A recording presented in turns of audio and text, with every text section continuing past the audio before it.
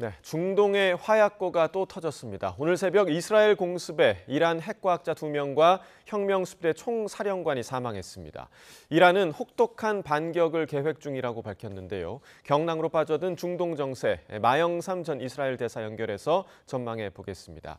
마 대사님 안녕하십니까? 네, 안녕하십니까? 네, 자, 미국과 이란이 지금 핵 협상이 5차례 진행되고 있었고 6번째 핵 협상이 예정이 돼 있었는데 그 중간에 지금 공습 소식이 들려온 겁니다. 이스라엘 공군이 이란의 수도 테헤란을 직접 때린 배경이 좀 어디에 있다고 보십니까? 네, 방금 말씀하신 대로 현재 진행 중인 미국과 이란 간의 핵 협상에 대해서 미국 측에서 여러 차례에 걸쳐서 큰 성과가 없다는 이제 얘기가 나왔었지요. 예.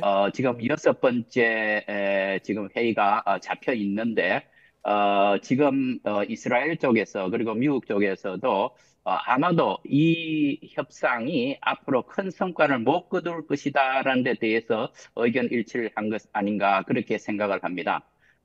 또 한 가지는 그렇다면은 이스라엘로서는 이 기회에 지금 현재 계속 이제 정설되고 있는 이란의 핵 시설이라든가 또는 군사 전략 자산 그리고 핵 과학자 그리고 군인 군 지휘관들 여기에 대한 다양한 공동 목표에 대한 공격을 일단 거행한 것으로 보입니다. 네, 그러면 일단 공격이 지금 진행이 됐으니까 오는 15일로 예정됐던 6번째 핵 협상은 진행되지 않을 가능성이 높겠네요.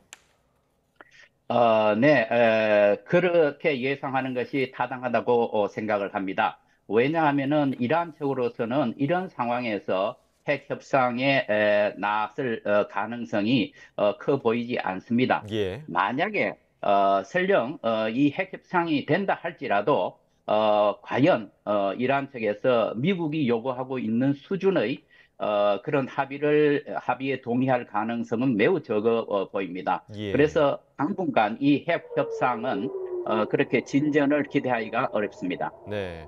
자, 이스라엘이 이란의 핵 프로그램을 지금 공격을 한 것이고 그렇다면 이 이스라엘의 공습에 이란이 어떻게 보복을 할지 그 보복 형태에 대해서도 지금 여러 전망이 나오고 있는데 어떻게 좀 예상하십니까? 네, 이스라엘과 이란 간의 거리가 지리적인 거리가 1,600km 또 길게는 약 2,500km 정도로 보고 있습니다. 예. 그렇다면은 여기에서 가능한 타격의 방법은 미사일이나 드론 공격밖에 할 수가 없습니다. 예, 예. 작년 우리가 오래 보았다시피 이란 측에서 이스라엘로 이러한 드론과 미사일을 이용한 대규모 공격을 감행할 것으로 그렇게 예상되고 있습니다. 예. 자, 그런데 또 예상외로 이란이 적극적으로 대응을 못할 수도 있다. 이런 전망도 있거든요. 이건 왜 그런 겁니까? 네, 그것도 우리가 한번 유심히 살펴봐야 할 부분입니다. 예. 왜냐하면 작년 4월에 이란이 이스라엘에 대해서 대규모 공격을 했을 때 그때 미사일 300발, 그러니까 드론과 미사일 전체에서 300여 발을 쏘았는데 이스라엘로서는 99였라고 그렇게 발표를 했습니다. 예. 뒤에 미국, 영국, 프랑스가 연합군으로 같이 참여를 했었고 또 중동에 있는 아랍 국가도 실시간으로 수집되는 이 정보를 연합군에 제공을 해서 작전을 성공을 했다고 방어 작전을 성공을 했다고 그렇게 보고 있습니다. 예. 따라서 과연 이번에 이란이 다시 공격을 하는 경우에 이스라엘의 방공망, 연합군의 방공망을 다 뚫을 수 있을까? 이런 또 현실적인 문제가 있습니다. 따라서 이란으로서는 반드시 반격을 해야 되겠지만은 그 성과가 무엇일까에 대해서는 우려를 하고 있을 것으로 예상이 됩니다. 예, 그러니까 이제 이란의 보복 조치가 무의에 그칠 가능성이 있기 때문에 이 부분에 대해서 고민할 것이다 이렇게 설명을 해주신 거고 그렇다면 지금 이스라엘에서 이란을 선제 공격한 것이 정말 명확한 좀 명분이 있었던 것이냐 이 부분도 추후에 좀 논란이 될 수도 있을 것 같은데 이스라엘에서는 이란의 공격 징후가 있었을 것이다, 뭐 있었다 이렇게 주장할 걸로 예상이 되거든요. 실제로 이란의 공격 징후가 있었던 겁니까?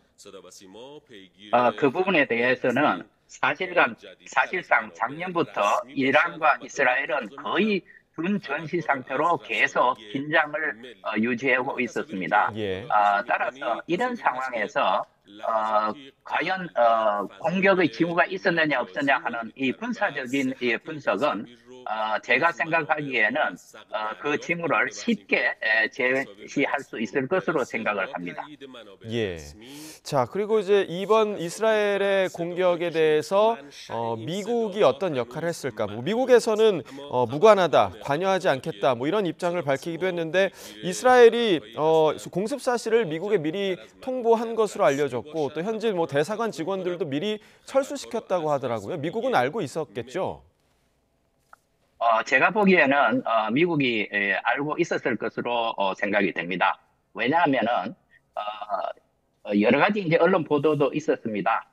예를 들어서 이스라엘과 미국 간의 갈등이 있지 않느냐. 그럼에도 불구하고 며칠 전에 네타냐후 총리와 트럼프 대통령 간의 전화 통화가 있었습니다. 예. 그때 바로 이 작전에 대해서 충분한 협의를 했었고, 그리고 미국 측에서는 미국 자체가 개입을 하지는 않지만은 이 사실을 알고 묵인한 것이 아닌가 이렇게 예측을 할 수 있습니다. 네.